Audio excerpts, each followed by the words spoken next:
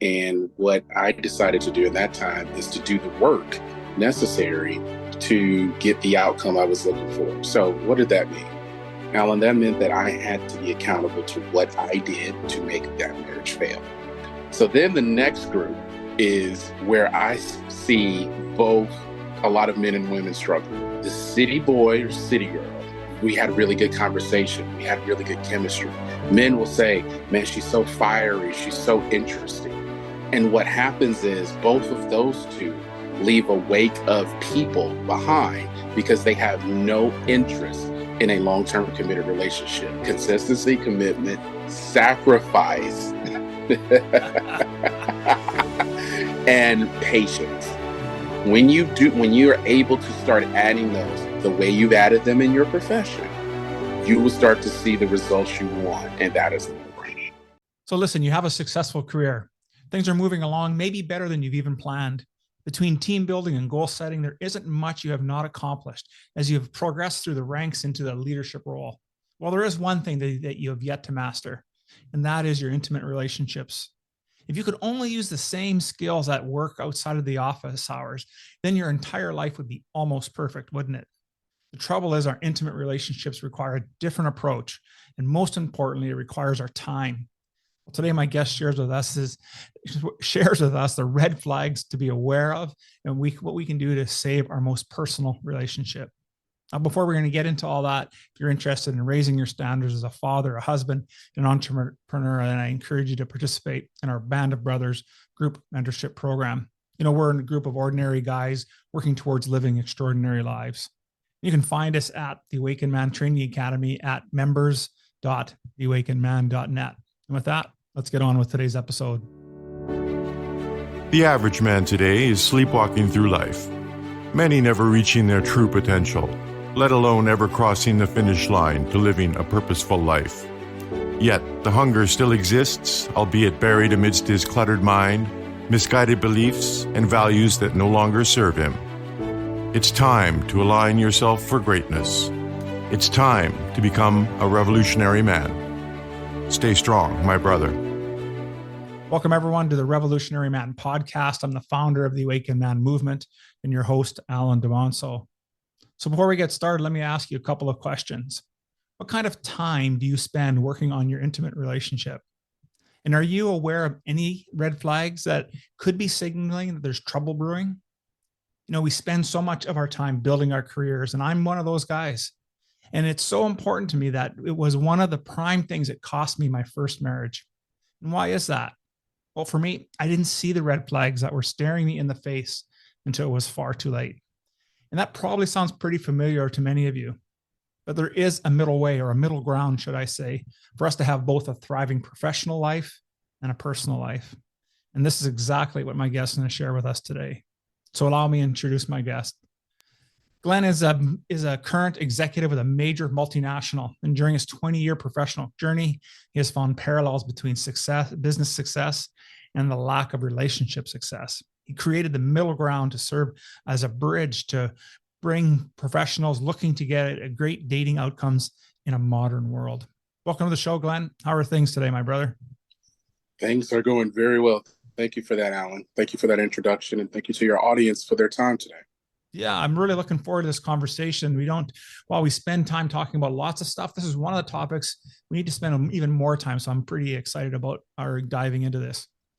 But before we get into all that, one of the things that we talk also a lot about here in our work is that we're all on a hero's journey, or we call it a hero's quest. So tell us about a particular time in your life when you faced a particular challenging time, maybe even felt a little lost, and you knew some things had to change. What did you do, and how that experience shaped you into who you are today and the work that you're doing? Excellent question. That is actually the beginning point for the middle ground. In the early 2010s, I went through a divorce, and the divorce left me broken both emotionally and physically. And what I decided to do in that time is to do the work necessary to get the outcome I was looking for. So what did that mean? Alan, that meant that I had to be accountable to what I did to make that marriage fail. So it is a hero's journey, if you would, from an introspection standpoint of the things that lead to what I'm doing now with the middle ground. Who am I? What did I want? What did I qualify for? And what did that person want for me? So I had to do the work to recreate myself to be that version of a man that I felt a woman would want and would ultimately provide and give herself for. So that journey was 2 years of hard work. I am an advocate and a proponent of therapy. I believe that if you're going to subscribe yourself to a coaching program, at some point there may be a trauma that requires professional medical help, and you need to get that. So I went through that. And from that, I came up with what was the first version of this book. It's not the version that was released and not the subsequent versions that will follow in part 2 and part 3, but it is exactly what has shaped the middle ground. As I just said, I did not know who I was. I didn't know what I wanted. I didn't know what I qualified for, and I did not know what I qualified for wanted from me. So I created this program after going through that process and, creating articles and working on social media at the, early social media at that time to try to get some traction. And I found parallels with what I went through with individuals who were having the same professional success. So I started coaching to the total man or the total woman instead of focusing on the outcome desired for production and whatever business or organization I was a part of. I started coaching around the person. And what I found is that the techniques that we try to deploy for professional success are not the same techniques that have a great relationship. We learn and are willing to subscribe to a strategy to make our business, to make our career grow, but not for our relationships. And that was the beginning of the middle ground. Hey, outstanding with that. And you bring a lot of great points there. And one of the ones that I noticed, I liked how you use the word total man and total woman. And it's a great way to put it, because I think we're in a society, in a position today where we have just aspects that we're dealing with. There's that toxic masculinity, the Me Too stuff, all of that, but we don't look at the entire person and the man as the individual. And likewise on the female side, then it's about, well, what's the body count, and we're not looking at the total whole picture of the individual. And so we seem to be at this crossroads, right? Because I think, some of the understanding that, I haven't been married for 25 years, but as I was doing some research to get ready, it seems to be at a crossroad where women still want a career. They want to be independent. But yet it sounds like men are still looking for a bit of that traditional woman part as well. So what is the answer to solving this conundrum? Well, there was a big conundrum in that. And I think the audience will agree, because they're all living it and we have all lived it as well. I think what I subscribe to in the middle ground is that you have to know who you are, know what you want. What that means in chapter 2 and chapter 3 of part 1, talk about the 6 types of men and the 6 types of women. What I find is that the biggest challenge to having the relationship outcome that we want is people are completely misaligned. So you brought up a couple things that will lead into chapter 2 and chapter 3. So first you said we have a lot of men who are looking for tradition. You're absolutely right. There are a lot of men who are looking for tradition. My question to men who say that, what do you qualify for? Do you qualify for tradition? The traditional man is a version of a man, one of the 6, who is all about protection, profession, providing, priesting, and being that person who leads that family. That man is always looking for a traditional woman.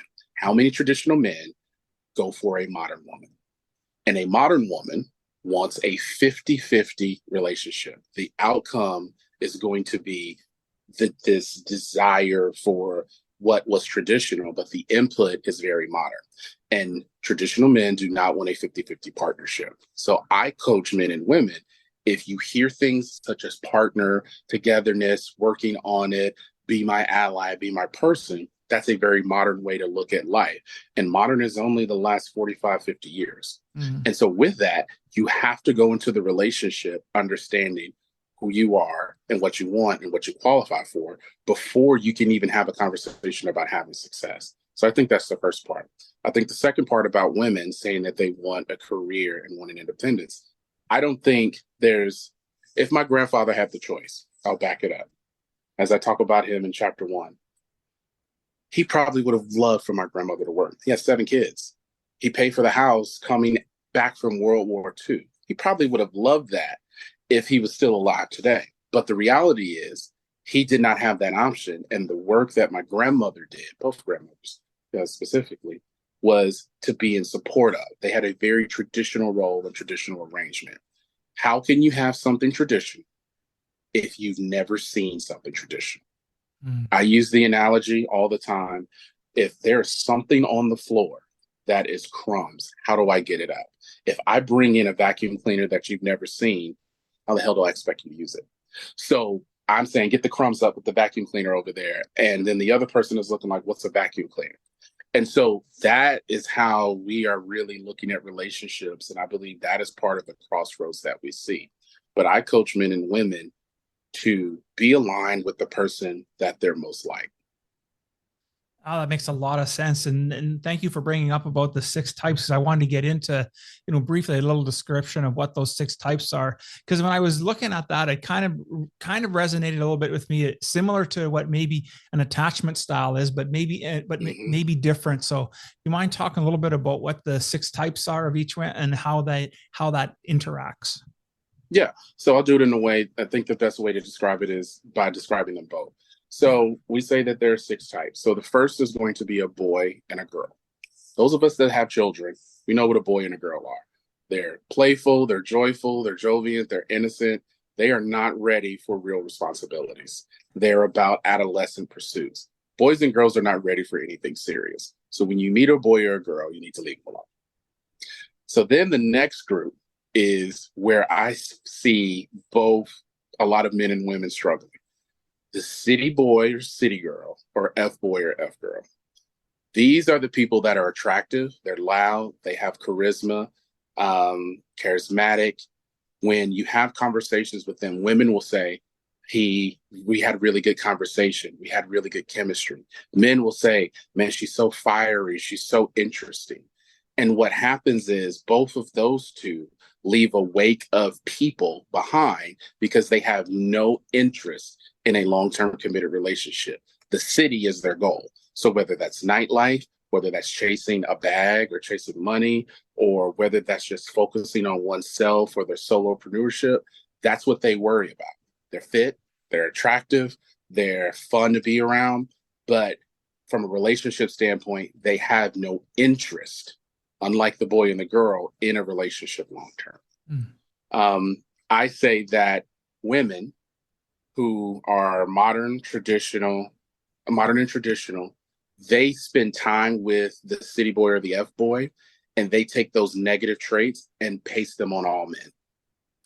So that's where you get the language around there aren't any good men. All men are trash. All men are F boys. All men are cheaters. Of course, because in your 20s and early 30s, you spend a lot of time with people who qualify and identify as an F.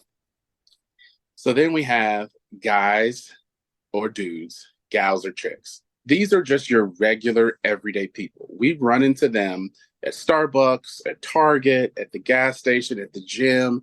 They're really nice. They're really jovial, but there is nothing extraordinary about them. So though they want a relationship with someone at a very high level, the chances of them getting it is not going to happen because the people they want are not going to be interested in them long term. This is where you see a lot of your situationships. A lot of women spend time with the guy or the dude after the F boy because they're just looking for some companionship and some consistency. And so what happens is dudes or guys can find themselves falling back and falling into the F-boy status after a wake of girls who have been hurt by the F-boy. So what I also believe and what I find, and as I did research for the book, the guys and the gals, they have the most consistent relationship. They're not expecting anything extraordinary out of it, which leads us to the next groups. So we're at 3 now for those counting at home. 4, males and females. This is the largest population in Western society. Males and females. Males. What is a male? Ladies, you know what a male is. He looks like a man, he sounds like a man, talks like a man, he walks like a man, he moves like a man, but he's not a man. He does not have the ability to lead. He does not have the ability to profess, to assert himself in the world by providing a high value, high quality skill that rewards him in the market. He is always stuck and is typically led by some type of emotional trauma, some abandonment. And so he goes through life broken and a victim and never overcomes it. We find a lot of modern women spend time with males, and those modern women are often dumbfounded why males can't step up. That's where you hear the word, I need him to step up. Of course you need him to step up. You're a modern woman looking for 50-50 and you have a male. He is incapable of stepping up. Then we have our females. What's a female? She looks like a woman. She talks like a woman. She sounds like a woman. She walks like a woman. But everything for her is run through her emotions. And her emotions are a protection mechanism for traumas that she's experienced. So as a female, I've been hurt. I've been disappointed by men, and you're just going to disappoint me. So I have to protect myself so I don't have to deal with that hurt again. And so they live in this world of emotional chaos, and they live in a world of victimhood. So this is where you see your victims, people that are saying there are not enough good men and men don't want to commit. Men are not about me. I just haven't been able to find a good man. You probably have had a guy. You probably have had a high value man that would have been interested, but because you could not get over this emotional theme, it kept you out of the relationship. So that's fourth, females and males. Then we have men and women. Men and women are broken out into two types, traditional and modern. So we've talked about traditional, we've talked about modern. The differentiating thing that I say is what I said earlier on the call. It is important for you to understand if someone is traditional, if a woman is traditional, she does not want to work. She wants her man to take care of the financial piece, the protection, the planning. This is a very traditional, what people know from a relationship standpoint. And traditional women are not going to change. They're not going to be modern. They're not going to fall back into city girl. They're not going to be gals or chicks. They're not female. They understand and believe their purpose on this is to support you, let you go make the money. I support you in that endeavor. I focus on the household and the kid. The traditional woman is not about a high-end luxury lifestyle. Take lifestyle off the table, and that lifestyle is applied to the modern woman. The modern woman leads with her education, her income, her career, her stuff. So her house, her car, her 401k, and she wants to be respected for that because that's what she believes gets respect on the market. And it's true. Remember, modern women are professionals. So her professional success, she has to lead with that.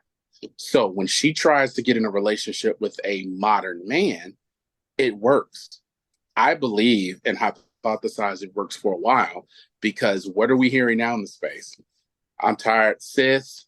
I'm tired of going for the bag. I'm tired of splitting the bills. I want someone to come and take care of all these bills for me. My student loan is due.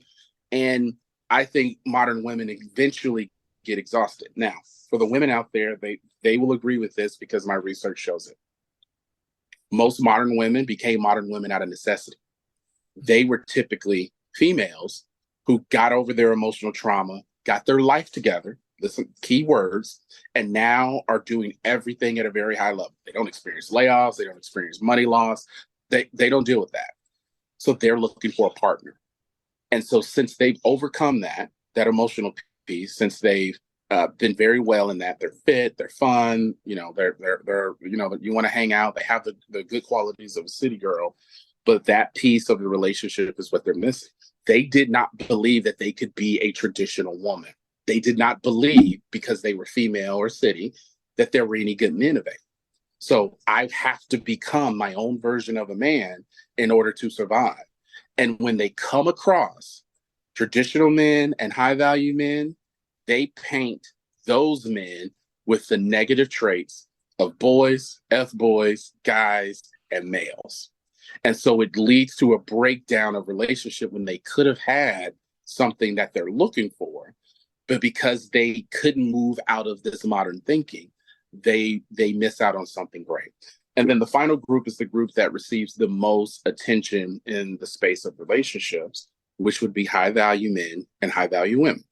Now, there's an argument out there. I won't go into it with this group unless they ask in the comments. But high value men are not automatically people just based on money. They're not men based on money. I take out the fame component: athlete, entertainer, preacher, politician.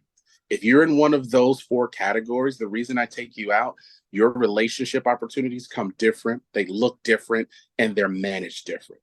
So I tell women, when women say he's a high value man, what does he do? Well, he's in athletics. What does he do? He plays for a team overseas. He's not automatically high value. There are other characteristics that come in: high character, high regard, one woman, focus on the community effort and long-term legacy building. And the most important factor, there is a number of high value men who consider this person a peer and is useful to the group. So that doesn't sound like your athlete who just signed a $22 million deal. He's an athlete and he can become high value down the line, but it takes time. You don't meet 22, 32, 39-year-old men who are high value. You meet men that are older who are high value. And what do they wait for? The key phrase, wait. They wait for a high value woman. They're not going to settle for a city girl. They'll play with her.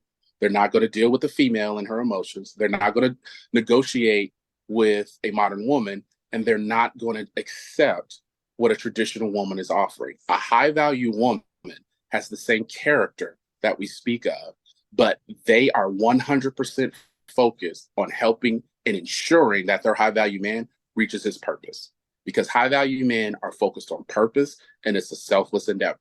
They are considering how a city, a state, a country moves, how a corporation moves. These are not people and numbers on a spreadsheet. These are households that I'm responsible for.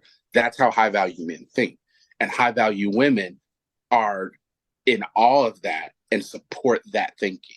So I say that high value men and women are less than 10% of any market at best. And really, if you look at the numbers now, it's more around 7% at the maximum. So when you find people across the 6, take out the 2 for men and women, we find that the majority of the people, the majority of the men will fall into categories of F boys. They get the most attention. High value gets the most admiration. Males have the most relationships and number of relationships. And then we have modern men who are the ones that are pretty much running into relationships. Now, that's not this book. That's probably a whole separate book. But I believe that when you find yourself in the incorrect pairing, there are a number of things that come out. And then what I'll tell the audience today and tell you, Alan, is that is typically what we see in today's current dating environment. People are misaligned, they are misinformed, and then they're having unreconciled outcomes that lead to failure. And so the whole institution of dating and marriage is no longer important because it doesn't work. It doesn't work because it's about people. People are the input in the relationship, and we have to make sure that we know who we are and what we want before we can even talk about qualifications and what that person is. Excuse me. That makes so much sense what you're saying there. And what I really like about your work is that you've taken such a different perspective. And really, it looks to me, it's an evolution of maturity and consciousness for both sides of the equation. And so the question I have for you is, that something that's possible for us then, that we can go through this evolution? Or are you finding in your experience that people tend to get to a certain stage, for lack of a better term, and then they just stay there? And if so, is that a societal problem, or is that just a more of a something that they're not understanding about themselves? Well, I believe if you want to fix society, you fix the people in it. So that's just kind of my belief. But I think that we have gone away from people growing and developing, if that's your question. So it used to be in the community, we would have families. The families would look like what we subscribe to in the middle ground. And I'll tell your audience, we subscribe to one man with one woman with the outcome of marriage with children and legacy building. So that is what the middle ground is about. If that's not what you subscribe to, no shade, no hate. We welcome you to continue to consume our content, but that's what we are, and that's not going to change. Yeah. So we say that with communities breaking down, it's because the family has broken down. The family used to hold everyone accountable. I'll go back to the example of both my grandfathers. They came back from World War II. We lost 2 million men in World War II in America. So to come back from that is a miracle. So they came back. They both purchased homes in the same neighborhood, coming from the same state in the South.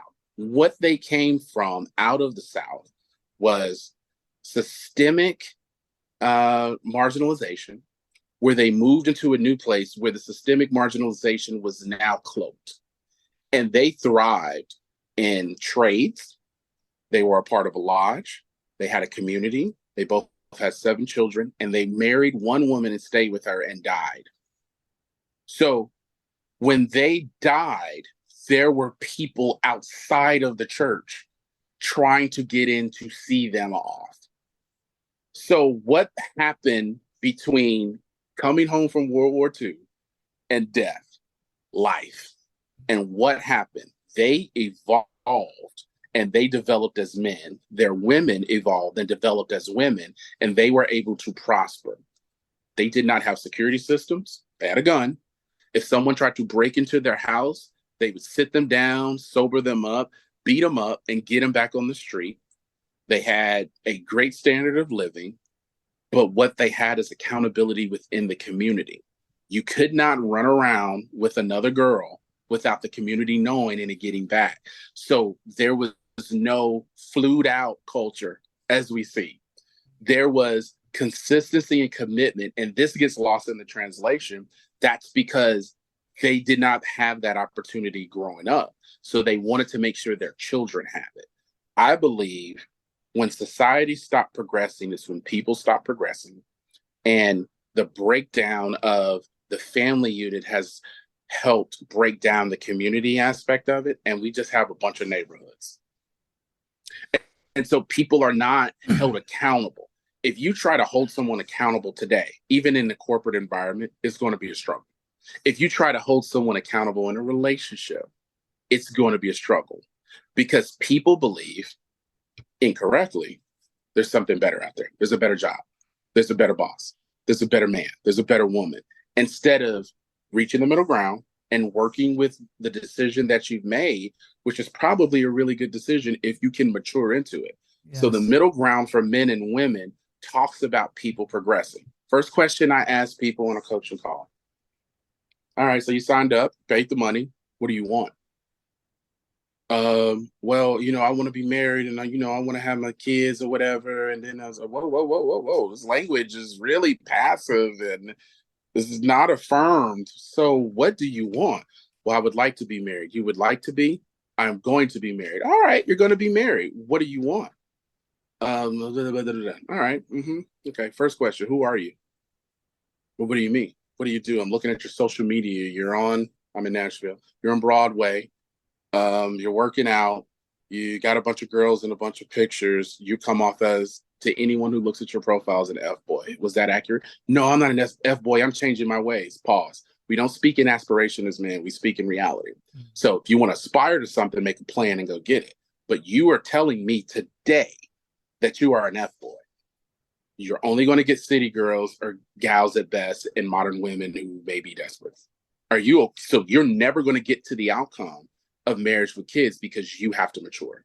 All right, so what do I need to do to mature? First of all, you need to write your vision statement. What's a vision statement? So we go through the vision statement exercise. After the vision statement exercise, then we go through the who you are based on the vision statement. Then we say, all right, we know who you are now. What do you want? And not what you want today. Because today is typically what you wanted 15 years ago. Perfect example. I said I went through a divorce. Who I picked was what I wanted at 16. No wonder it failed. I was 16 years old when I had the vision of what I wanted in a wife, and it was immature. And it's no shade to who she was or at that time. It was all me. So of course it was misaligned. So who was the vision, not who you wanted today or who you wanted 15 years ago? Who do you want to be at 65? You're 28 years old. Tell me. Well, I don't know. All right, we need to spend some work you have a vision statement. What do you want your life to be? I use the example. I said, coming out of my divorce and after doing the 2 years of work, I wanted to have multiple children. I wanted to have multiple grandkids. I wanted to be in great health. I wanted to have family land, and I wanted to be located somewhere in the Southeast. So I started making active steps towards that. When I started talking about what I want from a significant other, I had a list. Mm. And this is where I disagree with the market. People shouldn't have lists. No, you have preferences. You need to have preferences because when it gets hard, you need to be able to know, all right, I picked this and these are the 5 things that I really like or love about this person. So what do you want on them? And then let's backdoor into who you have to be in order to get that. Because if you want a woman who's going to give you 4 kids where you can focus on your profession has to provide for 4 children. How much does it cost to raise a kid in Chicago? I don't know. Okay. 4 kids. Oh, man, that's a lot. Okay. Well, you're going to have to make a lot of money. Do you want her to work outside the home? Yeah. What percentage of bills would you like her to pay? How long? For the lifetime of the relationship? Probably 50%. You want a modern woman. A modern woman's not going to give you 4 kids. Sorry. That's how it works. And then, so this helps people through my view and estimation, this gets our community back. Because I don't think anyone plans on, when they go to Broadway on Thursday night, to do that in perpetuity. You have to eventually make a decision to get out of that. And the hope is, at the middle ground, is that we can move into a long-term, sustained relationship that leads to marriage, leads to children. Absolutely. I think so profound with that there, Glenn. I really like that. I like the idea of what you were talking about was really about getting them to understand, and I wanted to dive into a little bit as well, is really understanding who they are. And one of the things that we say in my work here is that we know men are ready to change when they're ready to take responsibility for 3 things in life. First thing is they're ready to take responsibility for where they are. In other words, have a look around you. What does your bank account look like? What does your lifestyle look like? What does your relationship look like? Because you are where you are based on all the thoughts you've had and the actions you've taken up to this point. So take responsibility for where you are. Then take responsibility for who you are. You are that person. And in order that has produced this. And so once you understand where you are and who you are, now you can start to consider about taking responsibility for what you aspire to become, because that's going to require you to make significant change in many aspects of it. So I really like how you're synchronizing that work in your work. And the other one, I also liked how you talked about getting to write a vision statement. The idea of having somebody get clear on what they're looking for, as opposed to just, shooting darts in the dark and wondering why the relationship isn't working out. And then the other part, the last part that I jotted a note down here was getting a list of preferences. I think it's so profound, because when the going gets rough, like you said, man, if I only had 1 or 2 things to check off the list, no wonder the relationship is going to struggle. But if I had a list of 10 or 12, and my wife is able to check off virtually all of those, when the going gets tough, guess what? We both actually now have something that we can lean into. Whereas if we didn't have that as a preference and we were using whatever other mechanism to decide, it's social not media. We're struggling. That's what they use. They use social media all the time. Absolutely. Totally.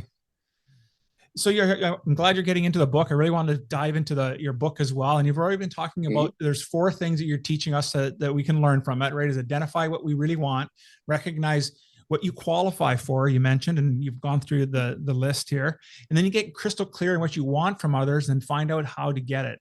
How do we even go about doing it, all of that?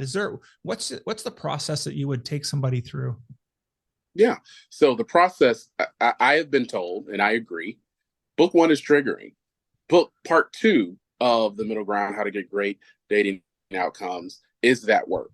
So we actually do the work through those 4 approaches. So the first thing is I've talked about is, who are you? If you don't have a vision statement and know who you are, you can't expect other people to know who you are. That's the first thing. Have to get crystal clear on who you are. So I take people through the process of telling me their vision statement. The goal of the vision statement is to get to a destination of outcome. Your vision statement is, if you look at it from a corporate standpoint, it's kind of an inspirational statement, idealistic, emotional future. That's not language that we typically use as men, but it's a clarifying value, because if I get an offer to interview for a company and it's outside of what I believe my vision of what I want my career to be, it's really easy to say no and move on.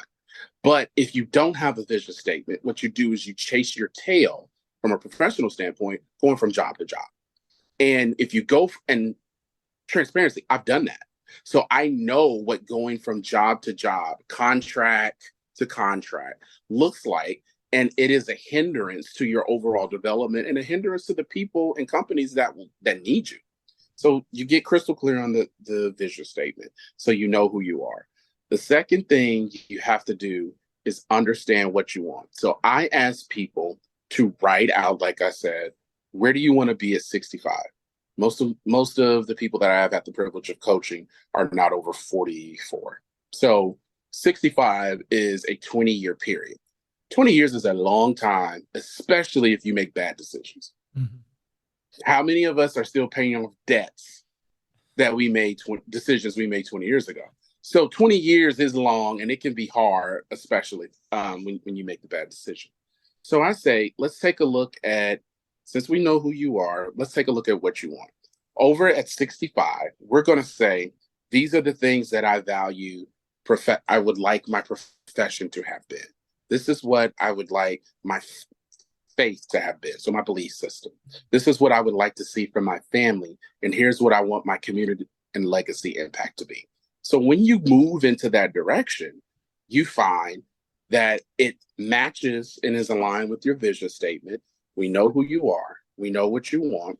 And then we say, all right, based on where you are today and what you say you are and what you want, what do you qualify for? F-boys qualify for city girls. Guys and dudes qualify for gals or chicks. Modern men qualify for modern women. You don't qualify for anything as a linear level higher. So if your vision statement and what you want don't align with where you are, we know that there's work to do. This is where I come in and evaluate, is there an emotional trauma here that's holding you up? And most of that work is done with males or females. If it is, I recommend therapy. You have to go to therapy to work out your issues. Most of the traumas that we deal with in Western society are going to be related to upbringing, so mom, dad, household, or it's going to be something really that happens in our community. So if there was a trauma of abuse or anything that happened outside of the household, and then there's going to be things that we self-inflict. So a therapist is going to be able to spend time with their techniques to work through that. And I say that's going to be the best money you spend. Don't spend money on ads. Don't start another business. You need to spend a year in therapy getting clear about what happened with your dad and your mom, what happened with your brother and sister, what happened at college, and then the decisions you made in your 20s that have led you to this point. And so once we get that solved and get that ready, we get healed, we can then reevaluate who we are. So we know who we are, and then we know what we qualify for. If it aligns, then we take the steps to go get it. This is where dating coaches come in. Dating coaches who teach men how to stand, to command attention, to have great conversation, to move in the direction of women and go to places to make themselves available and approachable to by women, because we all know that women make the choice, not us. So with that, you then start getting closer to your goal. Then we ask the question, what does that person want from you? So a high value woman is going to expect you to be on purpose and progressing through that purpose. She's not going to sit around and wait for you to start progressing. You can't sit in the basement playing Halo and 2K. You can't sit on your friend's couch talking about we're signing another record deal. They're not waiting. They have options. They're high value. So since she is high value and wants that, if you want a high value woman, you're going to have to put in some work. And that work takes time. So you asked the question. Here's what I teach the men. And ladies will appreciate this. They always do when I say it. And maybe one doesn't. I tell men 18 to 22, put your head down. I don't want to see you up. Now, I know the reality is that's only going to be 5% of the market that listens to that. But I say from 18 to 22, you should be working on a high value skill. What do you do at 18 to 22? You develop a trade. You go to work full time for your first job. You go to college, community, or regular, or you join the military. Those first 4 years in the military are like that of being in 4 years of college. You are supposed to grow and develop yourself. You're supposed to submit yourself to education, submit yourself to a job, submit yourself to a military call. And when you do that at 22, you will no longer be a boy. So at 22, you can, based on what decisions you make, will determine what type of man you are at that stage. So you can say, all right, I'm 22. I'm out of college. I have my bachelor's degree in marketing management, and I want to do sports management. Okay. What do you want to do in sports management? Oh, I kind of want to work for a facility. So you want to go into ticket sales. So you go to your local college, you go to your local small time team, you go to your local, hockey, minor league baseball, and you go do ticket sales. You do that for 2 years. You need to do that for 2 years because the reality, men, is what I say, is your 20s are supposed to suck professionally. Don't look at tech. Your 20s it's supposed to be language. You're supposed to eat a lot of shit in your 20s. The reason is it builds your character, it builds your grit, it builds 100%. your consistency. You start growing in the area. So you wanted to go into sports management. You think you're going to be able to have fluff and be soft and fluttering when you deal at a higher level? You're not. So 2 years there, you take another job with an NBA or an NFL team. You do that for 3 years. And then at 28, you're in your first promotion, real promotion. So not a market manager, but a manager. And then you start dealing with larger programs. You go from production to programs, and then you go from programs to people. And when you get into people, you start dealing with all the things you had to do. If you've never had to do that, you're not going to know what it's like to have to hit quota. Not going to know what it's like to prospect. You're not going to know how to work with people within the facility. You're not going to know where seats are. You're not going to be qualified. But now you've done all that. I was productive. I dealt with a couple of programs related to some community activation. Now I'm managing people. So then now you're 28, 33. You spent 18 to 33 focusing and developing. You now have a high value skill where you can do real people management. You can go back to production if you need to, if times get tough, and you can also manage programs. You are a valuable asset. The market will reward you. Don't look at what LinkedIn and the news says. There are people hiring every day, and if you can show them linearly how you develop, they will hire you. I'm constantly hiring people. So then as a man at 33, ladies, he looks up. He goes back to homecoming. He goes to a community event. He has season tickets to his favorite team. And he starts to look, you know what? It would be nice. I was with Glenn and we were talking about the middle ground. It'd really be nice now to really settle down with someone. And I know that at 65, I'd like to have at least 2 kids. I'd like to have a couple of grandkids. I want to stay in this area. It'd be really nice if someone that I met went to my school, blah, blah, blah. Go to homecoming at 33, single, childless, great career, story to tell, high value skill. You're not going to choose city girls or females. You spent the last 15 years developing yourself. So you're not going to waste it. And so at 33, if I am a woman at any age, and I don't like to use the age thing, but let's say I'm anywhere between 24 to 33, and I see him at homecoming, he is a catch. He's looking, he's ready. He has a plan. He has a vision. I can subscribe myself to that vision. I talk about in the book about the helper and the leader. I say that in the best relationships, we see men leading and women in their comfort position of helping. My wife leads on some certain things in our household, but there are things that she has agreed to and things that she wants to do. But overall, she will agree. She's like, "No, you're the leader. I'm here to help." And that type of thing is what I talk about modern women really want to subscribe to, but they didn't see it. So just imagine if at homecoming we had 50 guys, all 33 through 35, that went through this process. Women are going to shape that up. Yeah. They're going to make sure, okay, I'm coming to homecoming. I'm not coming there just for a good time. I'm going to be able to find me a man because these guys are coming back to homecoming ready and they're looking for wives. So the whole purpose around that word, ladies, it's easy for you to sign up for that. You're not signing up for F-boy. You're not signing up for male. You're not signing up for guy. You're not signing up for a modern man who doesn't know if he wants to do 50-50. You're signing up for a man. There's never a question in that environment about 50-50. There's never a question about who leads. There's never a question or anything that she has to worry about. And then I also throw this in. There's no cheating there because everyone's concerned about, I don't want to get cheated on. You hear in the space, I don't want to get cheated on. I don't want to get cheated on. You're getting cheated on by the F-boy or the male who's unstable. Men who are 33, who've worked for 15 years to develop themselves, don't have time or interest in that. And when I tell women that, they're like, what do you mean? And the men are like, I try to tell my girl all the time, I'm like, I'm not interested in any other woman. I'm focused on the future. What's wrong with you?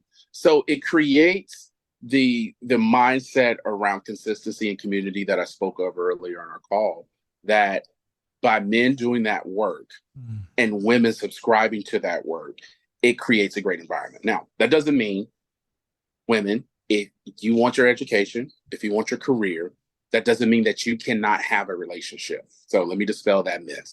You can have that relationship. How you get your relationship is going to be different than what I just said.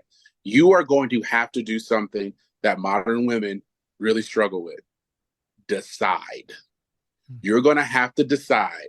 I've spent this time in my education, I've spent this time in my career, but I've come across this great man. I'm going to have to decide to let this go. And when women hear that who identify as modern, they're like, you're absolutely right. I got to just make the decision and trust it and stop holding on and stop trying to be in control.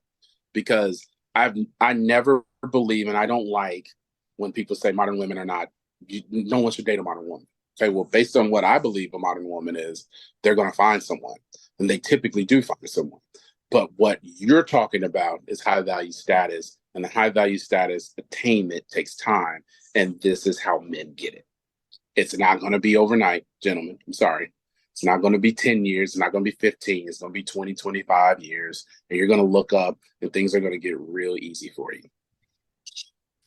It makes complete sense to me because it is an evolution, right? And we can't expect to have that lifelong one woman relationship until we've actually evolved who we are as men to begin with.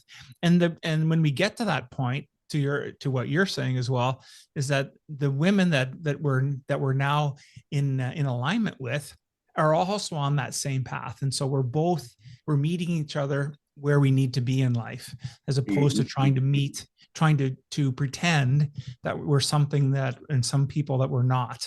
And so I really like how you've laid that all out. Now you had you said there are 3 relationship outcomes for your book to help men understand it. And I was wondering if you could mind sharing what those 3 relationship outcomes are. The 3 relationship outcomes for the middle ground? Yeah, for the middle ground. Okay, so the 3 relationship outcomes that we talk about for the middle ground, let's take off what we've talked about with kind of the 4 steps. We believe that in the middle ground, men ultimately should be looking for a relationship with one woman. That relationship with one woman should lead to marriage. That marriage should lead to children, and those children should lead towards legacy. So what I say in that space, as a man, when you have that clearly defined from a middle ground outcome, you'll be great. But I think also from a tagline standpoint, we really try to say at the middle ground, we believe that there's more opportunity than ever before for men and women related to job, money, status, success. But relationship outcomes are at an all-time low. The reason that they're at an all-time low is because we don't know who we are. We don't know what we want. We don't know what we qualify for, and we don't know what we qualify for wants from us. So meeting in the middle ground is about having the awareness of that, the intuition, and then acting directly on it. Makes complete sense. Makes complete sense to me. Now, I think you said this was your first book in a series of books that you're considering of writing. Any idea of where that's going to take us from here, and when you plan on releasing the books? Book 2 will be released in the Q1. The part 2 is that it is the second story that goes through what we just talked about with the 4 steps in the process of the middle ground. And then part 3 for that book, we're still in determination, because I originally wrote this book. It was 350 pages. And every editor and that I talked to said no one's ever going to read this or buy this. So we broke it up into 3, and we believe that we have a good product in part 1 and part 2 that summarizes that. I don't know. The future is really, I mean, the world is the oyster with this. Yeah. I originally started this just as an opportunity to get a message out. I never considered doing this and being in great spaces, meeting great people like you, and connecting with audiences around the world who share the belief. So I believe we'll probably take it to the point of characterization. Nice. People love stories. They love characters. I do have that ready. It would take a little bit of the work, because, again, the original book had all of these characters to help drive home the point that I think people would really enjoy. And I hope that they enjoy part 1 and 2 as a collection once both are available. Yeah, I'm sure they will for sure. I think the way you're coming at relationship it makes so much sense. It's fresh, it's unique, it's different, and I haven't heard it presented this way. So I think you're really onto something here. I think it's going to do phenomenal work. Of everything that we've spoken about today, and maybe there's something we didn't get a chance to touch on, what would be your one takeaway for our audience? For the audience, I would say, don't believe that you can't get the relationship outcome that you want. The market and the content space will tell you that the voices such as Alan and mine are rare. That everyone is saying with the manosphere, the womansphere, blue pill, red pill, purple pill, black pill, orange pill, yellow pill. They're all saying these different things, and the result of it is a tear apart of the relationship, tear apart of community and family. We believe, and I believe, that you can have the relationship outcome that you're looking for if you're willing to put in the work. And the work is going to take some things that are really bad cuss words: consistency, commitment, sacrifice, and patience. Yeah. When you're able to start adding those the way you've added them in your profession, you will start to see the results you want. And that is the middle ground. Right on. That's outstanding. Listen, Glenn, I just want to say thank you so much for spending time with me today. And you've been able to show us that we can have both a thriving career and a thriving relationship. If someone was interested in getting in a hold of you and getting involved with your work, what would be the best way for them to do that? First best way, I have the middlegroundbook.com. That's our website that connects to the core 4 social media channels. The Middle Ground Book is on YouTube, on Facebook, and on TikTok. And then Middle Ground Book is on Instagram. There, on any of those sites, you can purchase our book part 1, as well as get the audio versions. We are available for purchase on Amazon. So we're on Kindle and Audible. Also available on Google Play Books and Apple Books, and soon to be available on Barnes & Noble. And so we're really looking forward to that. On our website, there you can book a coaching session with me. That coaching session is 100% confidential. With that, there's also the expectation that if you join our community, you'll be able to reach the other like-minded individuals that have had the success since joining the middle ground. Right on. Well, I'm going to make sure all that information is in the show notes for today's episode, that everybody get an opportunity to reach out and spend some time with you. You brought such a ton of value and knowledge today. I'm just really grateful for spending this time with you. Thank you so much. Thank you, Alan. I appreciate it. Thank you to your audience again for your time.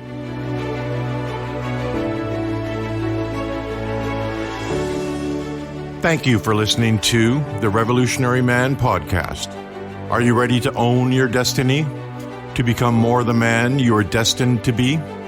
Join the brotherhood that is The Awakened Man at theawakenedman.net and start forging a new destiny today.